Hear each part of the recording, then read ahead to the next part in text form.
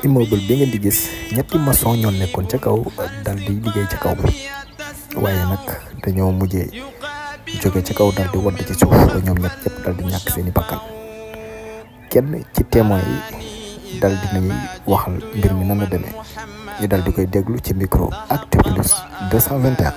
waaw maa gaari oto boo yax wala si gannaaw.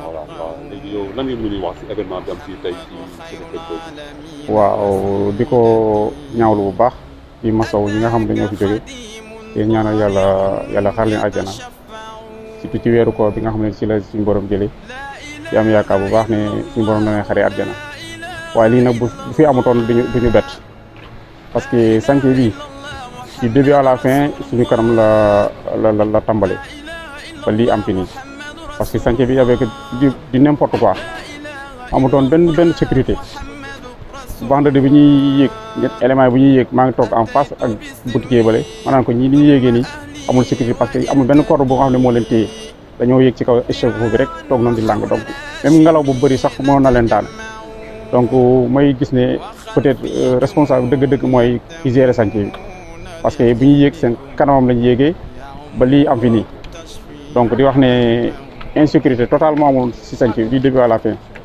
ba même suñu service ak bâtiment bi ñoo taxaloo sama biir service am na barre de fer boo xamante ni plus de 6 mètres mu ngi foofu wadd kenn mënu koo génnee te ci kaw la jógee daanu ci biir chantier ba léegi kenn mënu koo génnee donc pour vous dire que chantier boo koy liggéey dafa war a am sécurité ci li ma dëgg kër gi góor gi si jee moo ko moom parce que man nag wóoruma dëgg laa parce que mosuma ko fee gis premier jour moo ko fi njëkk a gis boobu bâtiment bi neew fi woon beneen bâtiment fi ne mooy kër bi ñu jëndoon dañ laa déggoon ne moom moo ko mais wóoruma ne moo ko moom exact mais daa xam naa ne boo ko moom war a am doole la parce que amuloon sécurité oto sax day romb am lu jóge ci kaw daanu tëj sa pare-brise donc di wax ne daal chantier bi daal amuloon benn sécurité peut-être lii rek moo mënoon am li ñuy soog cee rendre compte waaw.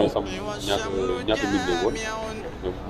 hier ils étaient 2 parce que démb bu ñuy yéeg man maa ngi woon fi taxaw démb 2 lañu mais tey 3 lañ te xam na te 3 boobu échauffe bi attanu leen mais démb moom bu ñuy yéeg ils étaient 2 ñoom kii mooy taxaw fee kii taxaw fee ñuy balancer affaire bi muy yéeg mais tey ñoom ñett lañu wax xëy na tamit poids boobu la affaire bi attanut ba affaire yi basculé. bon ñaar ñi moom ils sont morts sur le coup mais kenn ki pare biñ ñu ko doon évacuer ci yoon bi la mu ci décédé waaw ci lu ma dégg quoi ci information yi ma am. C'est bon en français. Bon. Vous pouvez revenir sur ce qui vient de se passer. Bon, je me nomme Youssouf Koli. Bon, pour vous dire, ce chantier du début à la fin, tout ce qui se passe, ça se passe devant nous. Pour vous dire que ce chantier, il n'y avait pas de sécurité, il n'y avait pas de précaution. Les gens qui travaillaient ici, ils ne mettaient pas de casque, ils ne mettaient pas de ceinture de sécurité, ils ne mettaient rien, ils travaillaient comme si moi lolo. Parce que je crois il y a un monsieur qui est là, il n'est pas sénégalais, je crois que c'est un Sierra Leone. C'est lui qui prenait derrière les boys là, qui faisait les petits boulots. Donc, il ne faisait pas le boulot, il ne le donnait pas à les gens qui connaissent ça. Même moi, je les avais mis en rapport avec un cordiste. Il était venu ici pour faire les vitres, pour faire les vitres. Mais ils l'ont laissé, ils ont pris le canal, comme c'est plus facile, ils ont pris ça. Donc voilà, je peux dire qu'ils ont sacrifié la vie des enfants comme ça. Ils étaient combien? Ils étaient 3. Voilà, les 2 là sont morts sur le coup. Mais l'autre là, en cours d'eau, il paraît qu'il est mort.